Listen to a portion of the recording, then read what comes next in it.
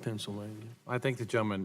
Mr. Voss, let me start off with you. In your testimony, you argue that the present Buy America requirements for the SRF are unrealistic and that the conditions for granting a waiver to this should be loosened to make it easier to buy non-American product. Am I correct? We supported modifying the language. Am I correct or not? That to make it easier to buy non-American, is that a yes or no? I'm sorry, could you repeat the question? So you said in your testimony, you argued the present Buy American requirements are unrealistic and that the conditions for granting a waiver to this should be loosened to make it easier to buy non-American products. Did I understand that correctly? Yes. Okay. So are you willing to forego U.S. taxpayer dollars for your water projects in order to buy your steel from wherever you want? No. Well, then what percent of funding from the federal government should you have cut in order to allow you to support the economy of China instead of the United States? That's not our intent, sir.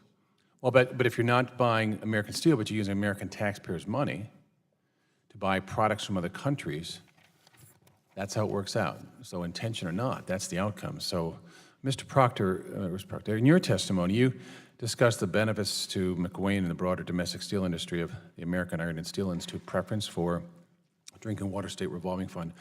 What impact would Congress enacting a statute to permanently apply this procurement preference policy to the DWSRF have on industry, domestic manufacturing, and jobs? I think it would accelerate the repatriation of jobs back here to the U.S.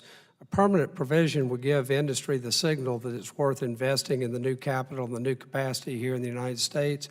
And we'd see exactly what's already happened in the fittings business, where jobs that went to China are coming back to the United States, and that would increase competition as well as increase jobs and economic benefits. So you speak of the lost opportunities for the domestic industries and as well as administrative inconsistencies and inefficiencies that this generates. Can you explain what you mean by that? Well, it just seems inconsistent that on the one hand, you have, you're taking tax dollars from American workers and then using those tax dollars to fund the purchase of materials that are, and in the process, taking away their livelihoods, number one. Number two, the agency that's charged with the administration of the SRFs is the Environmental Protection Agency. When they impose regulations on American manufacturers that make them uncompetitive so that people go to China, India, and other places to buy their products, they're having the perverse effect of sending those manufacturing jobs to places, not only eliminating the jobs here in the U.S., but sending them to places that have no regard for the environment. Like state-owned governments who also subsidize it and without the environmental. So what happens is, so you may have an American steelworker paying U.S. taxes.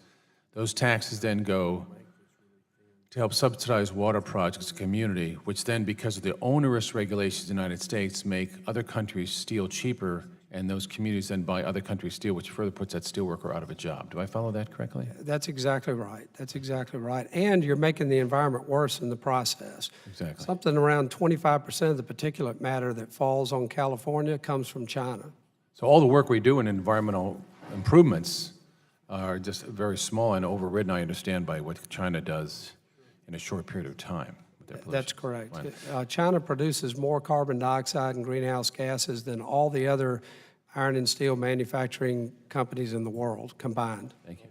Ms. Daniels, real quickly, how big of a national problem is the undiscovered water systems containing pathogens like in Stockton? I mean, it's really hard to quantify that. Every year, it seems we find one or two undiscovered water systems, mainly in our rural areas. You know, when you're driving past a community, it's hard to see, are they on private wells? Are they a connected community water system? So often we find out about them because we get folks calling, complaining about water quality, and that sort of leads us to the investigation. Thank you. I yield back. Gentleman.